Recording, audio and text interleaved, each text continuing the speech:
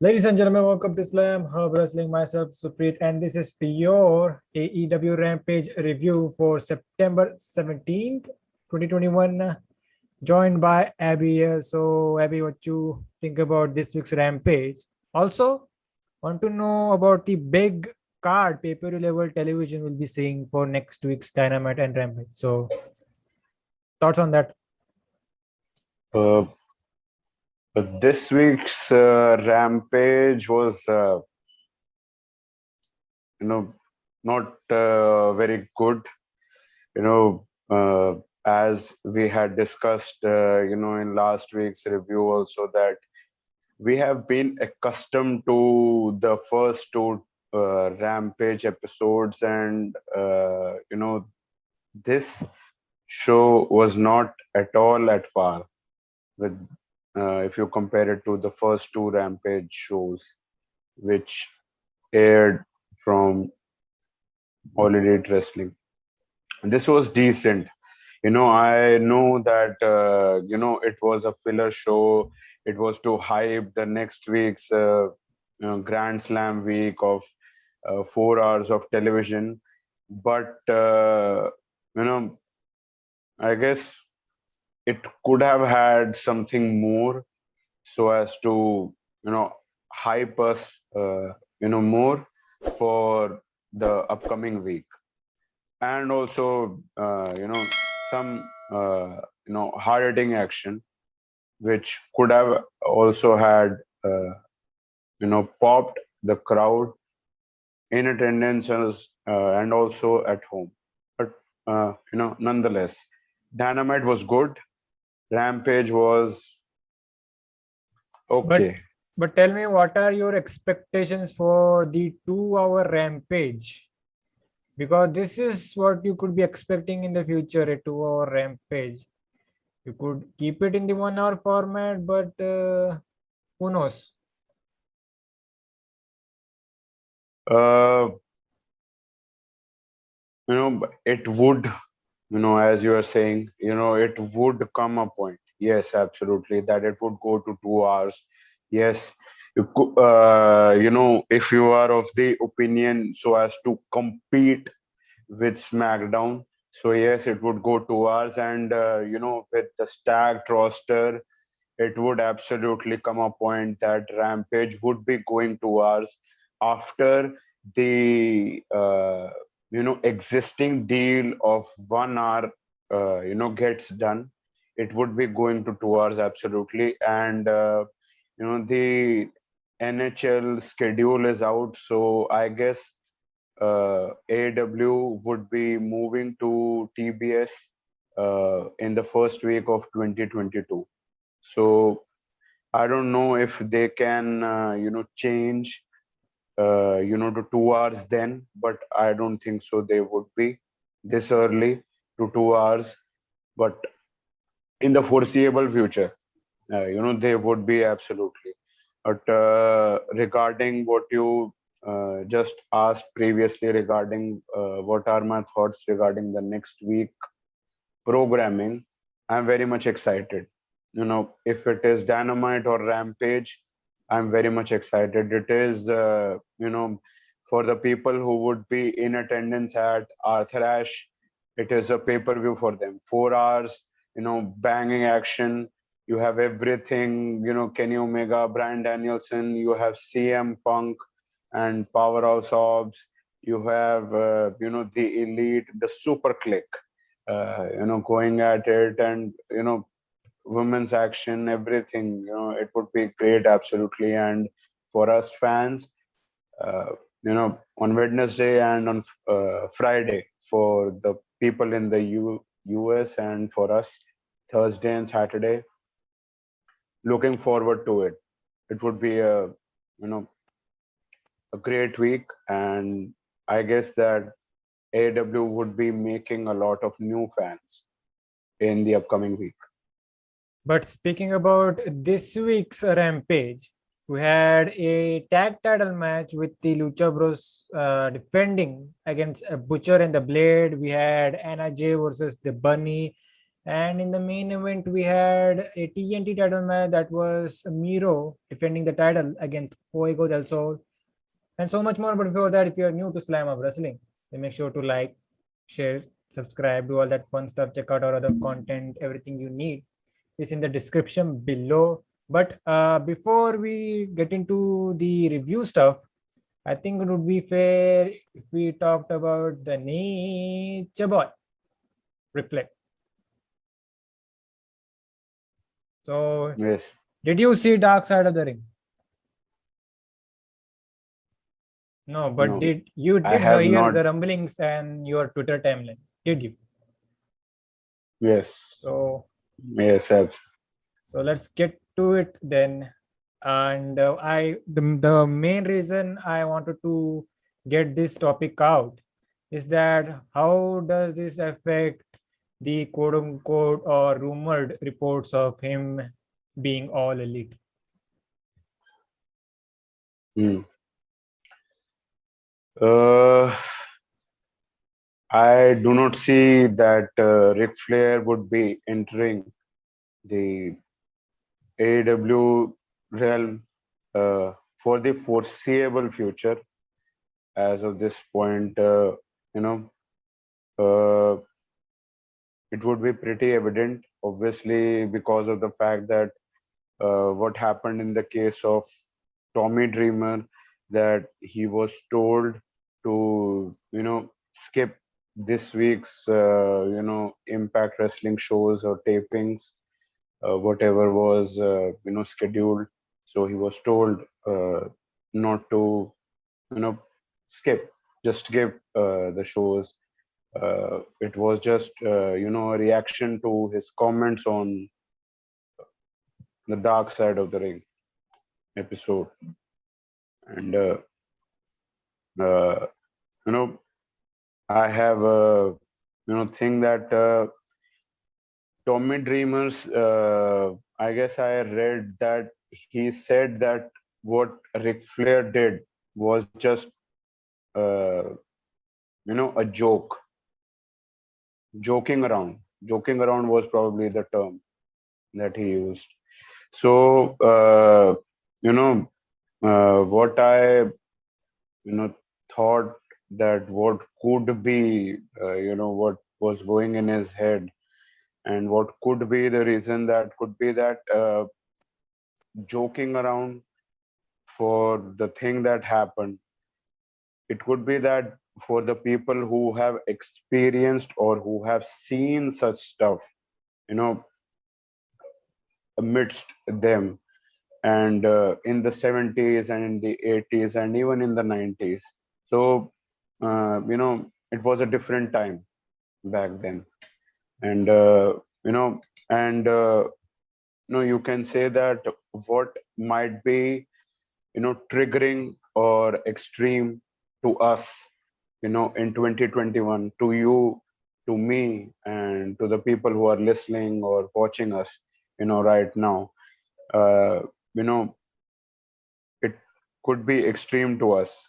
But if you compare it to the people in the 70s or 80s or 90s, it might not be to them because they were exposed to such stuff. It would be to them that it is just joking around, among friends, what is happening. I know that, Ric Flair might be drunk at that time, and, the people who were, amidst him, Tommy Dreamer and other people, they might be too drunk at that time, and their mindset is that it is just, Rick being Rick, joking around. But, you know, if you compare it, to our, perception, the society now, who is which is much more sensitive to the feelings of the people.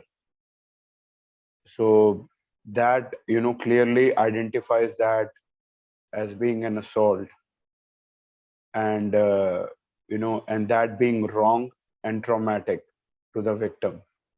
So in conclusion, if you want to say that was that incident wrong and was that traumatic, yes, absolutely it was. And Ric Flair won't be on TV for a while, absolutely, until public perception and the attention on the said topic goes away. And one more reason, what Tommy Dreamer said on or commented on the incident on the episode, the reason could be that he was scared. He was scared to for his position in the industry thereon, that if he says negative shit about a person who is revered and who is one of the top guys of the industry, that is Ric Flair, who is one of the greatest of all time. If you say negative shit about him, or you say some shit which puts him in a negative light, so it can hurt your employment in the long run, possibly. That right now, that you can say that these things come and go, but for myself, I want to earn a living from professional wrestling till my last breath. So I won't say negative shit about Ric Flair. I do not want to be blackballed from any promotion in the world, from WWE, NWA, AEW, any company. So I won't say any negative shit about him. So that could be one of the reasons as to why Tommy Dreamer didn't say shit that was probably truth, or probably put Ric Flair in a negative light. It could be one of the reasons. I'm not saying it is. I'm saying it could be one of the reasons. But And in general, this is the stuff that would be keeping Ric Flair away from AEW and bigger stuff. yes, agreed, absolutely. For the time being, absolutely, he won't be. He And won't by be the way, seeing. Tony Khan, he is very serious in this type of situation. He already has a blacklist of people that he don't want to be bringing to his company.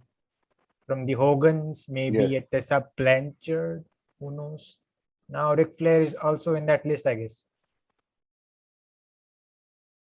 uh, yes, he would be for the foreseeable future. Tony Khan has, put himself, in a place, and he has made a company in such a, light that we listen to the fans, and the people are so, you can say, in such a perception that you have to think of them too, because it can have a negative effect on your promotion and your company and your revenue. So you cannot do anything that goes in conflict with with the public perception. So right now, I don't think that Ric Flair, as you are saying, would be seeing the light in AEW for the foreseeable future. Anyways, but before we move on, my favorite part from that episode was when a drunk Michael Hayes punched the shit out of JBL. There you go. But talking about Rampage, so they kicked off with the tag title match. This is the first defense of the titles from the Lucha Bros, who won at the pay-per-view. So they are defending against Butcher and Blade. Little history here with all four members being part of that Eddie Kingston faction months ago. So they brought up that fact, and Butcher and Blade, of course, are number one. Where I was me and Ridwan were confused. And how did Butcher and Blade got into the number one ranking this soon? Because Butcher was not even present for on TV for many months or weeks. So don't know. Agreed. Agreed. Absolutely. But That is why, people many a time say shit about that, about the rankings. So, you know, whatever, just go with the flow many a times. but this match, this like the whole in-ring stuff for this week's episode, it kind of felt flat, I guess. The crowd was dead for majority of this show. I think it's because of the fatigue of the double tapings, I guess. I think AEW should really work on that stuff now that they are taping dark. And by the way, I heard that they also tape dark here. Then what's the point of? Mm, Probably, they, I don't know if you're saying that they taped dark on this episode as well. Yeah, the They are New taping Jersey. dark. Hmm. uh, okay. Uh, they are now taping dark and dark elevation in Universal Studios now in Florida. Yeah, that's why I may be wrong at this one. Maybe it was Elevation. Who knows? Are they even taping Elevation Mm, at the Orlando studios? yes, Are possibly they? yes. Both. I think so. They are taping both there, and the fans might be as you're saying, tired and fatigued after the dynamite got over. 2 hours, they might be fatigued, and with regards to the stuff you are seeing, Butcher and Blade, Lucha Bros, Butcher and Blade, we have not seen them compete together on Dynamite. Probably they just competed on Dark, and that could be one of the reasons as to why people were not as much invested in the match as they should be. There was little to no story, so that could be one of the reasons. But let's talk some highlights. So they opened with Phoenix, and I think it was Blade. So Phoenix, like always, he was the MVP of this match. He is just great. So those as we move on to the final parts, let's jumpstart here. As we move on to the final parts, I think it was the baby faces were being grounded by Butcher and Blade. So there was this situation where Blade, he tied up Penta's mask, that strand he has on his mask. So he tied it to the rope. So Penta is stuck, and they were about to finish off the legal man, which was Phoenix, with their double team finishing maneuver. But there was something that happened where Phoenix kind of escaped. They were doing some transition. So Penta, now that he's stuck, he decided to screw it. I'm going to get loose from this mask, and which he did. The mask is off. He covered his face and he kicked someone. I think it was Butcher, and he was just laying there with his face covered. So Phoenix was able to get a roll up type of pin, and that was it. They were able to retain their titles, and there you go. Nothing much to say, but the finish with the mask and stuff, it was really innovative. Agreed. Agreed. Competitive match and an innovative ending. Agreed. So one thing to I forgot to mention, Matt Hardy. Of course, they are part of the HFO. He accompanied Butcher and Blade along with Angelico. So they took part in a post-match beatdown. You were saying something? Yeah, it was. I guess it was Jack Evans. Did I say Angelico? Yes. Oh, my bad. My bad. So it was Jack Evans. So we see this post-match beatdown from the HFO to the Lucha Brothers. They also took out Alex Abrahantes. So this led to proud and powerful Santana and Ortiz coming out for the save as the heels escaped So I think this was a way to set up a 8-man tag for, I think it's for Rampage, right? I guess. Yes. Yes. So there you go. Nothing much to say. Maybe I think they'll be putting in effort to build Proud and Powerful to that number one rankings.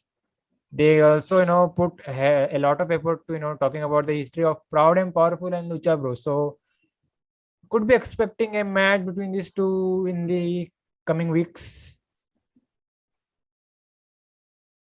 Possibly. We could also uh, see it at the next pay-per-view. Let's see, what happens. But looking forward to it, it would be, uh, one of the best matches, we have seen ever from the two teams. Now they are doing it on the AEW platform. They have done amazing matches, uh, down the line we have seen amazing matches from both the teams in Impact Wrestling, and now they have a chance now to go at it in AEW. It would be great, and with the titles on the line, looking forward to it. But speaking about great matches, we'll be getting one at the Grand Slam show for Dynamite. So they showed I think it was a package for Kenny Omega and Bryan Danielson, both talking about each other and stating of some facts. Like Kenny Omega was talking about Danielson, said that he was a underdog in that other place, and talks about getting this not in a non-title shot against him, and he's not even ranked, etc., etc. Danielson was saying that he is not someone that should be underestimated. Basically, hyping up the match for Rampage. No, it's Dynamite, and there you go. So last week, Abby, remember we were kind of talking about the booking situation of is it Yes. this soon? Should we get Hmm. Danielson versus Omega this soon for the title or not? At least they made it clear that they don't want to make it for the title, but we are getting it. But still, Hmm. who's going to go over here in this situation? I would say that Bryan is going over So, because it would set up a potential title match, in the upcoming, I guess, pay-per-view. So then Kenny Omega can go over and can retain and continue his you know reign as AW World Champion, and let's see down the line then who would be his next challenger. but like I said on the Dynamite review, um, like what type of finish are you going to do here? And basically, I was saying like this is kind of feeling like the Christian K situation. Remember, he drops the Impact title, Yes.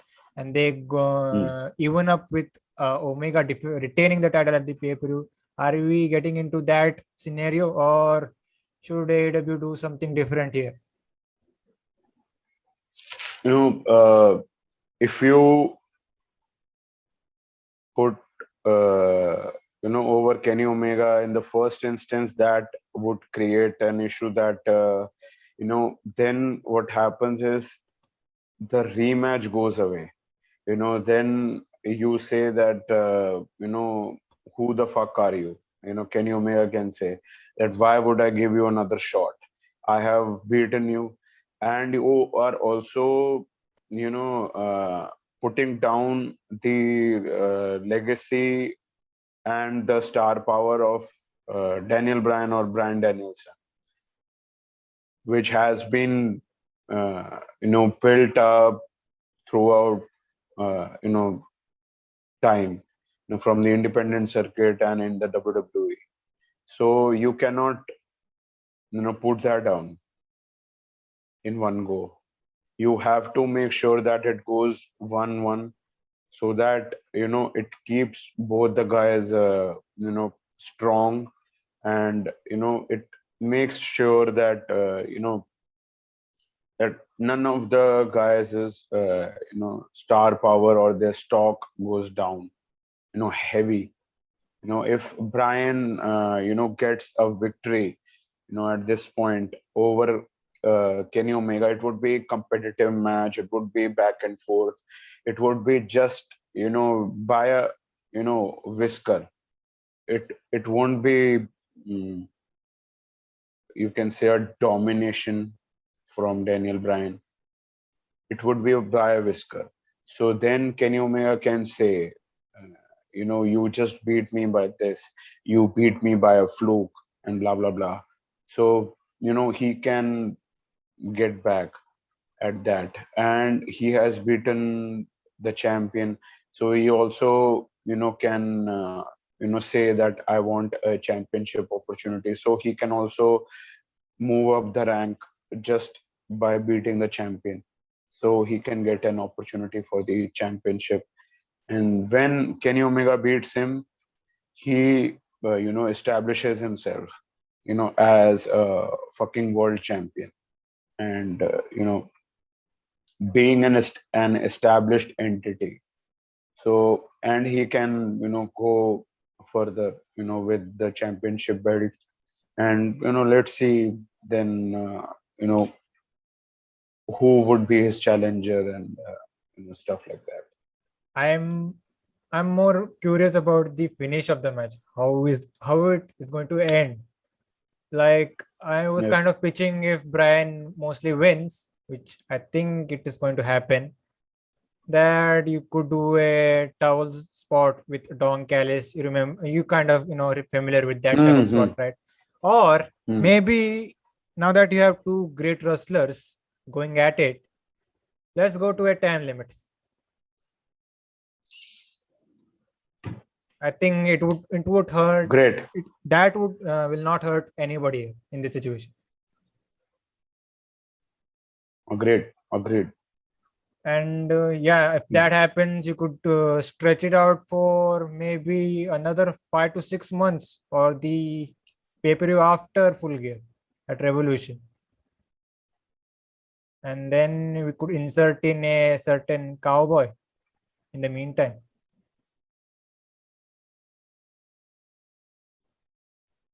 Let's see.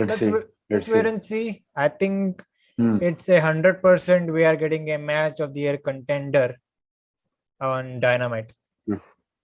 But speaking about match of the year contenders, we talk about Anna Jay versus the Bunny. This was it was just there. Anna Jay, she's kind of getting good in the ring. I wouldn't say she's a top tier in-ring performer in that division. She has a lot of way to go. The Bunny, she does her part, and that's good. So there was little story with the Bunny targeting the injured shoulder or the surgically repaired shoulder of Anna Jay. That was the small story. So at the end, Anna would get the victory, and nothing much. Abby, anything you want to add? Nothing. The fact that you are saying that Anna Jay is getting, better. Thing is that that also, the fact that you do promos. We are seeing Anna Jay's interactions with the Dark Order, and Dark Order having problems and stuff like that. Then too, she sometimes, or maybe all the time, or many a times, she doesn't look believable, or she looks a little detached. If she looks invested or indulged in the storyline, or invested in that, in the action, what is happening. So that can also make the fans invested. The thing is that, yes, you said, the shoulder and stuff like that. Dark Order was also a story. that they were not, there. She said that, stay away and blah, blah, blah. Your drama could, hamper my success and stuff like that. You know, her backstage, promos, she could have a little more, stuff to it. Be a little more, you can say, work more on the microphone, get, the fans in, your story. That is only the thing, get your character, you know, what it is. The bunny you said, her, a basic, wrestling, she is not a sport wrestler. Basic wrestling, her character is what, makes you hate, the person. She's aligned with the HFO. She does her thing, a psycho, blonde and shit. She does her part, but she has to put over the baby face. But now the baby face's job is, to get yourself over as well. So what you can do what you can, get your promo skills, get your wrestling. She is doing her bit. You were saying, with regards to wrestling, that is great. Absolutely, do that. Do you? But promo skills, and when you are given an opportunity to interact with the dark order, indulge yourself a little more. Get yourself over, maximize your minutes, whatever. You know, indulge yourself that the fans see you. Fans are seeing the dark order. Fans, the audience are seeing, John Silver, Uno, other people, but they also see you. You are the story at this point. The cameras, you are getting the matches, so you get yourself over as well. Indulge yourself a little more, bring more emotion to it. So that is what is required. Probably the fans would have been a little more invested.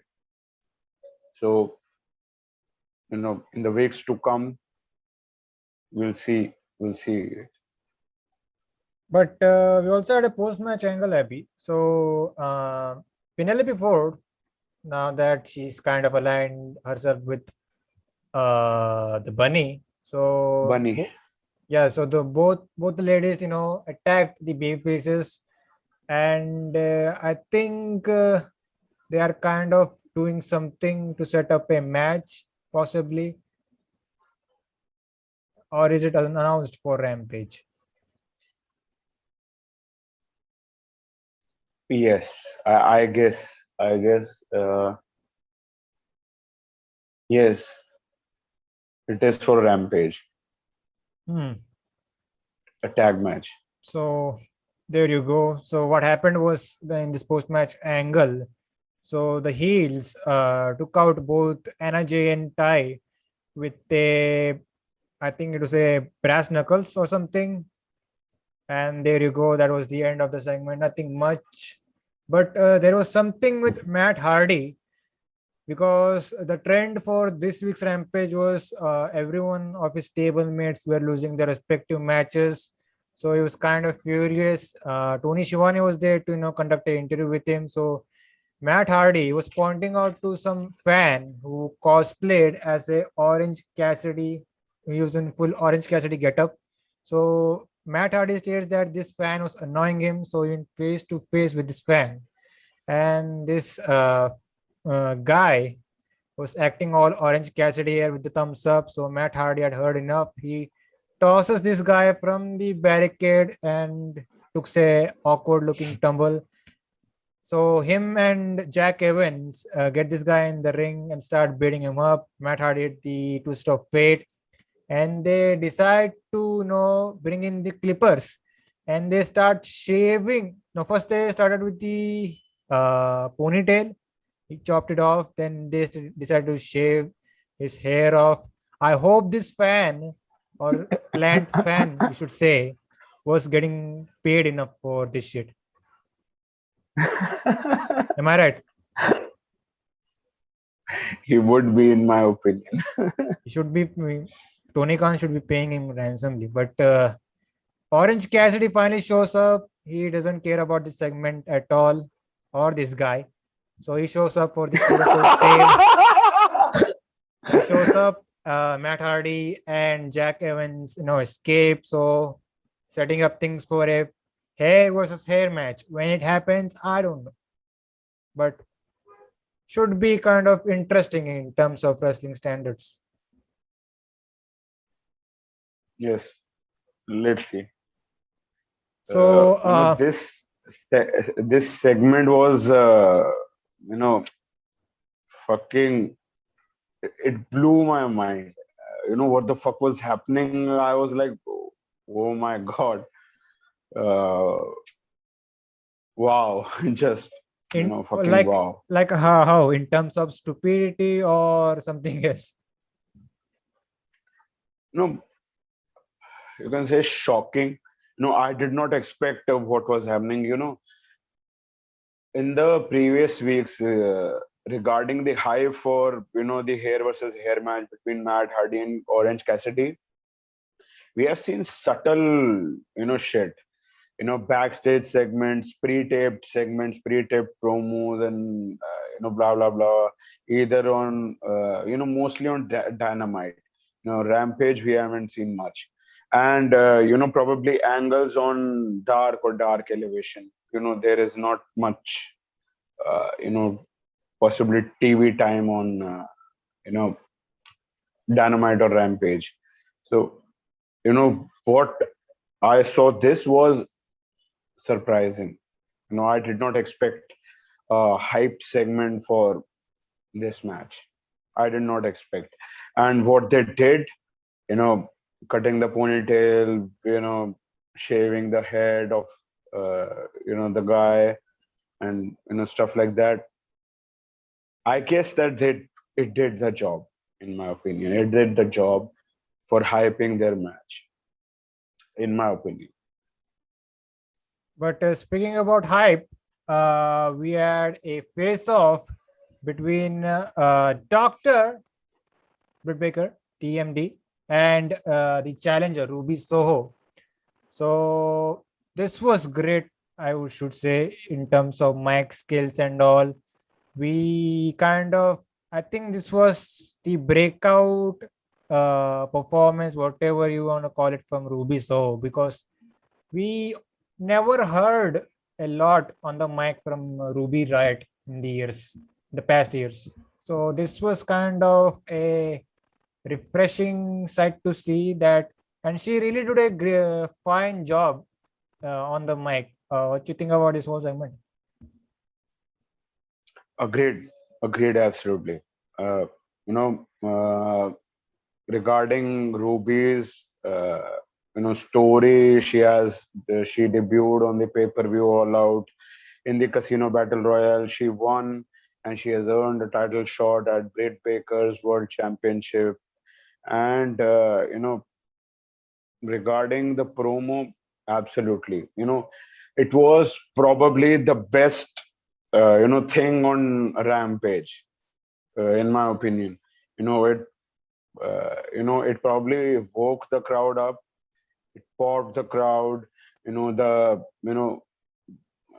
Chris Jericho said at one point that it is a roasting session, and it was New York, so New York enjoys that kind of shit. The crass language, you saw on Dynamite what they did. The crass language level was fucking off the roof. It blew the roof off, because they were selling AEW. They wanted New York to eat it up and to become fans of the product. New York is known for the shit. JD, From NY. you yes, and the language that he uses. Yes, So you indeed. can yes, so you can get how and you have heard also how the New York folks talk. So it is platform for AEW to sell yourself and to make new fans and to get your word out that we have arrived to New York, one of the biggest you can say markets, and they are going all out, pun intended or not, you can take it for yourself. And Ruby and Britt Baker, did their job, and their segment was great. Ruby's thing that I have, wrestled many, broads who are banging some dude in the back. So it, popped the crowd, and they got invested that something is happening. So you know, great segment, and it got you excited. When now you are looking forward to next week's show, Dynamite. You're looking forward to Britt Baker versus Ruby Soho, World Championship, World Women's Championship, Grand Slam week. It should be great. That is how you sell, to the audience that you have to tune in to watch the show. Taped segments, promos. That is how you sell, to the match. And they did a great job. They were given, a TV space, and they maximized their minutes. Brilliant stuff. I was pretty much entertained, and I guess so were you. And that's why I kind of pointed out this fact about, it is great that we now have a top baby face for this division, that is Ruby Soho. And technically that makes Britt Baker the top heel in that same division. So nice balance for that entire women's division over there.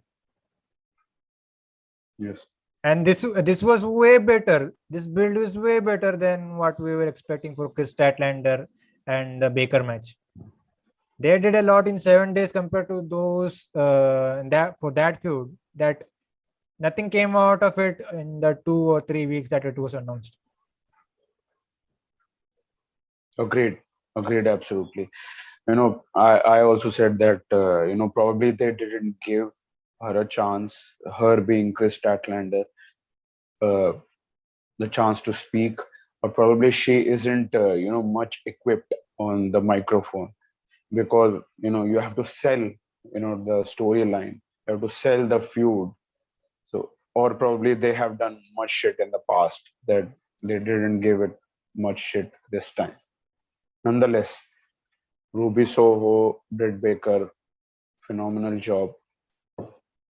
Let's see in New York. And like you said, it was indeed a roasting session. By the way, go out and check out this segment again because of the commentary team. The commentary team were just hilarious. Like Jericho was making some comment that popped. It was great stuff. So it began with Britt Baker saying that Ruby Soho is here in AEW to just find herself, because for months she has been changing her name, her look, etc. So Ruby Soho fired back, like she has seen a lot of girls like you who are entitled or banging someone in the back. I wonder who else she is referring to, but there you go. Britt Baker then kind of fired back and said that Ruby so should be appreciative of this TV time she's finally getting. And there you go. Brilliant segment. And really, they did a really great job to hype up for the title match that's going to happen at the Grand Slam. But moving on, they did a small thing with CM Punk and Powerhouse Hobbs. So little bit of highlights and little promo packages, and I think that did the job. And we also saw the graphic where we see the legendary Hook being featured. So that's a sight to behold. But shall we get on to the main event?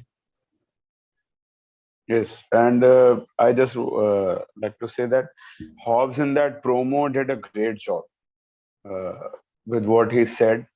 So, brilliant stuff, and looking forward to him, saying more shit on the microphone whenever he is given an opportunity. I guess, his character is such that he isn't, much of a talker.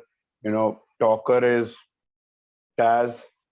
He does the talking, but this was a pre-taped promo, and he was given a chance to talk, and I guess he did a pretty good job, in my opinion. He is one of those guys who can mean mug for 1 hour and will be good or scared.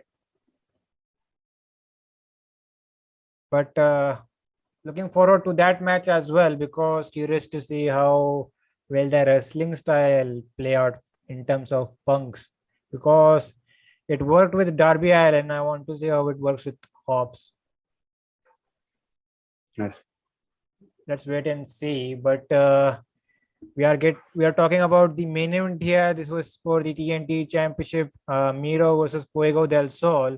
Another, we have a stipulation here where Fuego del Sol is putting his brand new car on the line as well, which I said on the Dynamite review was stupid on Fuego's part, but he went for it anyways.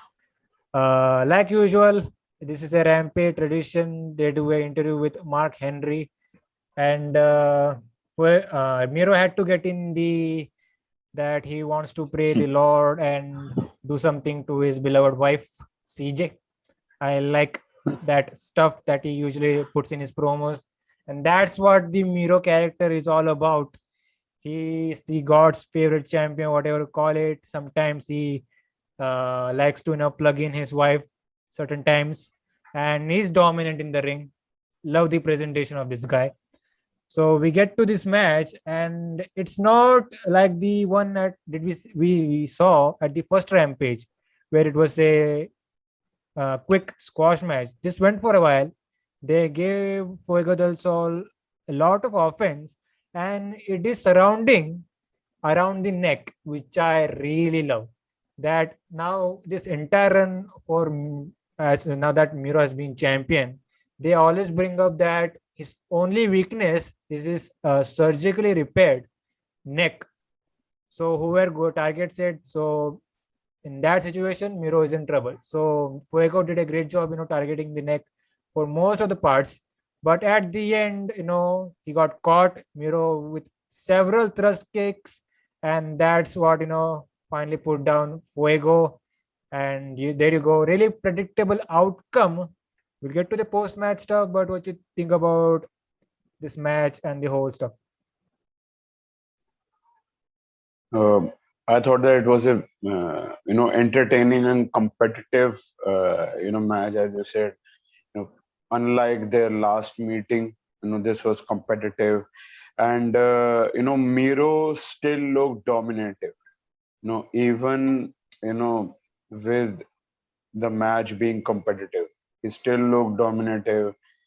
At the end, two thrust kicks, one in the front, one in the back, and it did the job. Pretty much. Great stuff. Great presentation of the character of Miro, and there was probably at one point one of the commentators said that Miro categorized Fuego del Sol and Eddie Kingston as charity cases, that they were given an opportunity because of them being fan favorites, or just being them. Kingston was given an opportunity, or you can say because of the love from the fans, and Fuego del Sol, despite being on the losing side, he was given a contract.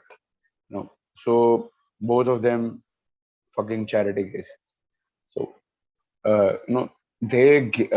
whoever commentator gave that, it gives insight into the mind of Miro. I don't know which in which promo he said the said stuff. I do not remember, but if you said the shit, the said shit in the match during the from commentary, it adds to the match. It invests us more. That what the champions mindset is. It is a you know storyline. It adds spice to the whole presentation. It's great. By the way, I forgot to Um, mention, was it a post-match attack or was it the finish where he quickly bent Fuego del Sol in half with that game over?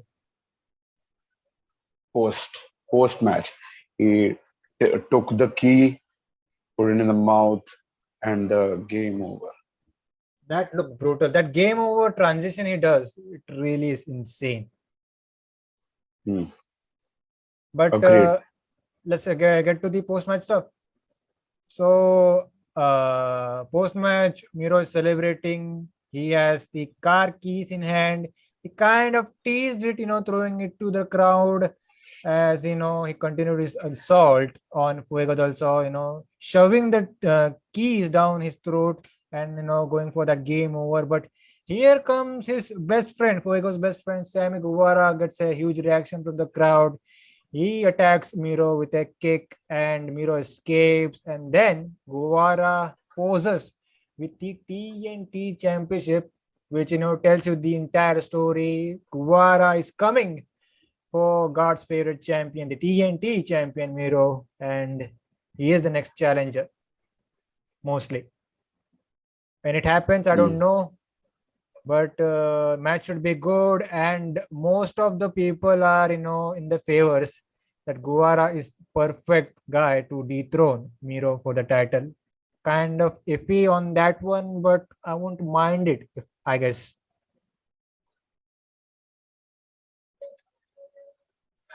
I would pretty much agree with what your choices regarding Sammy Guevara being, the one to dethrone. Him being TNT champion. Absolutely agreed. No, him defeating Miro. Because Uh, before we move on, because it's not against Sammy Guevara, but I want this Miro title run to go on forever. yes, It's like in that I it's in the same realm of a Brock Lesnar or Roman Reigns. Like I said it in the past, it should never end.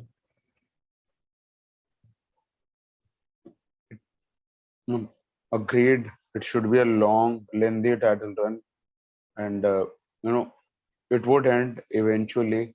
But right now, Sammy Guevara ending the title reign.